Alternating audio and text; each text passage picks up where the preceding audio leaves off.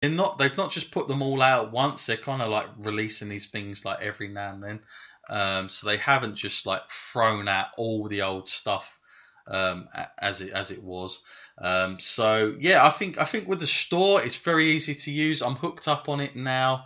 You can use PayPal, you can use your bank account.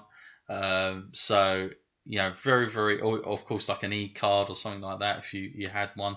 But very easy to use. Pretty much like the other consoles, had no problems with it whatsoever. Downloads, pretty decent speeds on it. So yeah, it's pretty reasonable.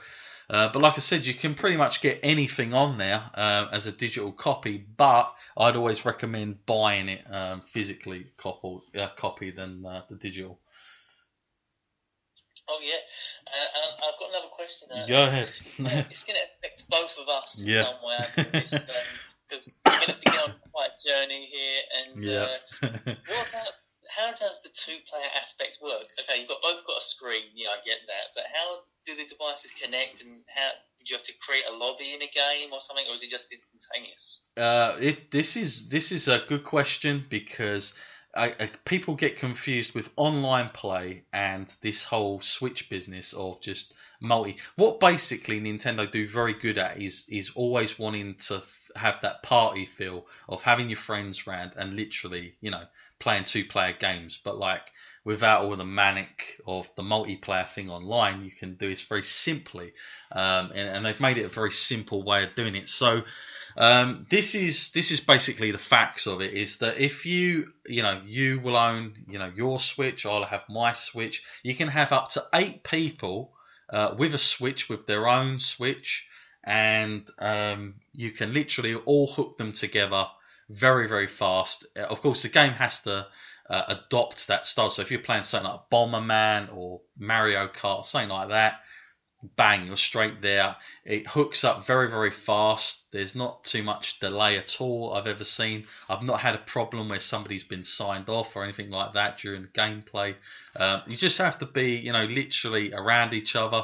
I don't know I've never really sort of tested the distance of like how close you have to be, but it's not like it's not caused any problems within a house. Let's put it that way. So, yeah, that's pretty much that. And again, if you want to take it one step further, then you would, use the online function, which means you go online and again, everybody's there. But for the idea of, like you say, Matt, if we're on a plane, which I know we're going to be, and you've both got your own Switch, if it was like a PlayStation type thing or a PSP, it might be that you have to go online to get that kind of multiplayer thing.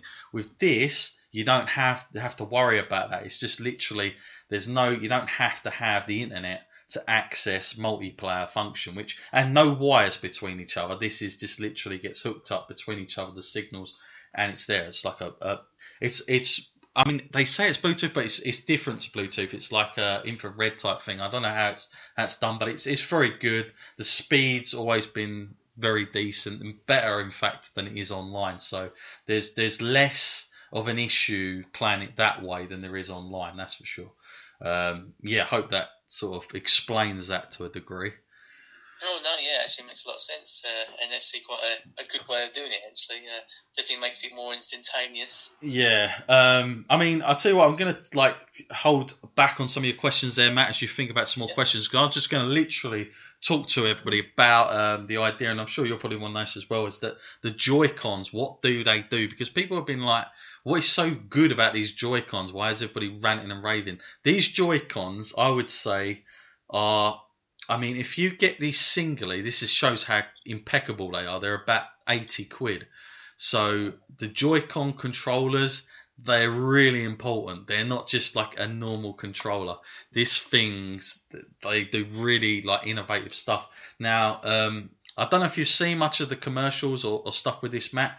Of what you can do. There's a game now. I wish this is one of my bugbears with this. I wish that the only thing I had problems with the Nintendo Switch when I first got one, they never released it with a game. So you had to like get the Nintendo Switch, but then in order to play it, you have to buy a game on top. There's a game out there that's called 1-2 Switch. Now I'll be honest with you, I wouldn't pay over £20 for it. So I'd always recommend, either getting it second hand or because it's just one of those games that's like it's not really for one player type use. It's always going to be for lots of people. But the ideal thing for it is if you've got a party going on, that's the best time to pull that game out. Without a doubt, that is when you want it. Playing that type of thing after a few drinks and all the rest of it, amazing. But there's a lot of different things, and what it does, basically, what I think 1-2 Switch basically shows is the capabilities of the Joy-Cons and how good it is, and the sensors and everything like that. Now, I was very skeptical of just, when you see those adverts, you're thinking, really, am I really going to be able to tell the difference between 4 balls inside my Joy-Con to, 8 and all the rest of it? But I've got to say, I was blown away, absolutely blown away. There's a game on there where you have to kind of test how many's inside your Joy-Con, and you're kind of tipping it in your hand, and you can.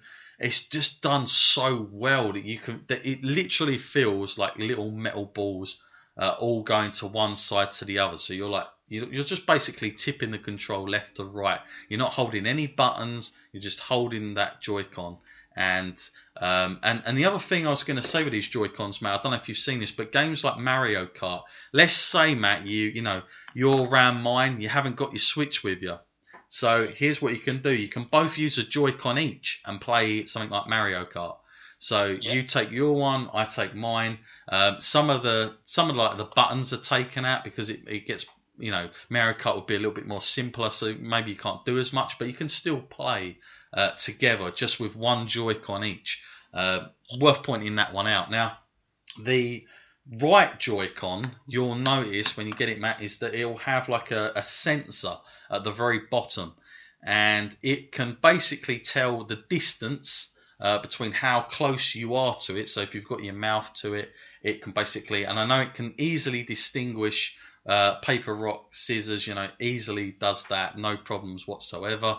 And there's not been many games that I've seen so far that like manufacturers that have made like good use of it. I think like in the future, this would be a perfect thing to have like in a top game where you're like, I don't know, you need to do something really fast, but you want to have that interaction with something. Those things would be really good for it. Now there's another game on 1-2 Switch where it's like you're unraveling a metal chain from a chest basically, and so with the Joy-Con you are literally unraveling it as you see it on the screen, and that is also really, really good. Shows like amazing talent with these. They've done such a good job with these Joy-Con controllers. I cannot tell you, it's probably one of the best features on the Switch. It's hands down. I mean, if I was to compare, it makes the PlayStation Move look like Mickey Mouse stuff. It's nothing. This I would say is the best controllers I've probably had in my hands, period, just because of what they can do. It's just got so much capability with it, and the fact that it has this, what they call HD rumble, it really does live up to the build. I would say it's one of the best features about the Switch. It's just they're really easy to use. They kind of like, when you look at them, you just want to pick them up all the time. They're really comfortable. They've got a nice feel to them. I know that they look a bit odd when people seeing these things, but like they are really, really simple. And I never thought it, but like when I play games now, like Zelda and stuff like that, normally it's all about the controller. Now, when I get my shoulders start to ache a little bit more, if I was playing like a lengthy game on a PlayStation, I haven't got the option of just taking the 2 Joy-Cons out of place and literally having one in my left hand as I'm laying down and one in my right, and I can just kind of carry on playing. And it's just a nice thing to have when you're in that kind of relaxed mood. Basically, you don't want to be sitting up straight and using the controller in an awkward way and not facing the screen, stuff like that. So I would say these Joy-Cons, Matt, I think you're going to love them as well, because it's just like a new experience, I think, with gaming. It really is. And the other things with this, again, as I pointed out before, you can literally attach it to the sides of the screen. Now, when I first did that, I was like, bloody hell, I don't know if I'm going to be able to cope with this. It seems like too big. But in the end, I actually play a lot of games like that now.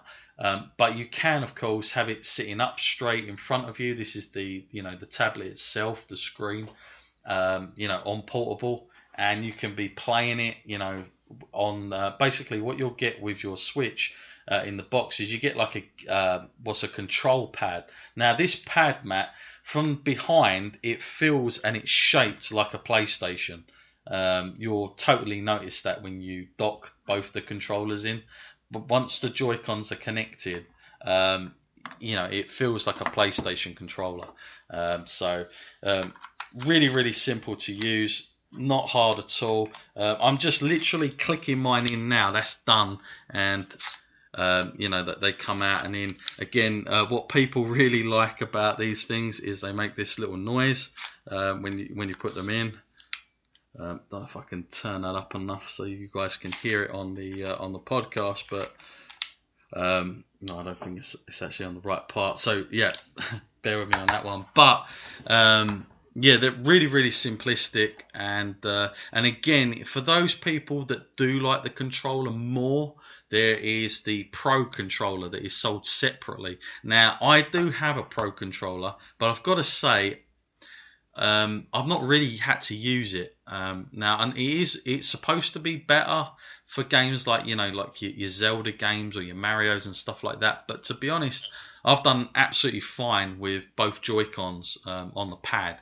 Like, it's not proven any difficulty whatsoever. Also with these Joy-Cons, if you've got the what are the things called, Matt? I always forget the names of them. The little what I'm trying to think of, the little statue things you can get now. Oh yeah, I know what you mean. Yeah, I don't know the actual name. Ambilio or something like that. Yeah, you can get them. Basically, these Joy-Cons read it straight away. You just put it on your Joy-Con, reads it, done. That's with the sensor, so you don't have to go to the actual machine itself. Before Matt goes back into questions, the only last thing I'm going to end, make sure I get this in here, is that because a lot of my friends saying that, is the quality as good as it is on the tablet screen when it's portable as it is on your screen? Yeah. And now listen, this is my recommendation to anybody that first gets a Switch. Play it on portable first, okay? I got Breath of the Wild. The first game I put in was Zelda Breath of the Wild, and I was playing it, and I was blown away by the detail of what was coming out of this screen, potentially, that I could just walk about anywhere with at any time and play this thing and just leave it there running and come back to it and all the rest of it. I was just blown away of how good, how a game like Zelda could play on something that you can just easily move around. Then when I docked it and put it onto the my TV screen, it gets even bigger, and of course the detail goes up more, and you get because it's a much bigger screen. But to be honest, without the technical stuff, does it make a lot of difference? No, is my answer to that. When I was playing Zelda, again, if you've been sitting there in front of a big screen, no matter how good the quality jump is, and there is a quality jump, that's a technical thing. I think it jumps to a certain frame rate is different, but when you're out and about with it's not like something you're going, oh, I wish I was at home playing it just bigger. Do you know what I mean? Like on the big screen. The only thing you'll feel is like, for some things you kind of like wish that you were just relaxed or something and not sitting on a bus, but that's about it. It's got nothing to do with the actual playing it outside and about. And recently I've been playing Doom, and I've got to say, to be sitting on a train just killing things, very violent game, and I'm sitting there with my earphones, I'm playing this thing, it's kind of a blast. There's no way you could have done that with any of these other sort of handheld devices before. So for things like that, I mean, no problems whatsoever. The sound is excellent with it, I'll say that much.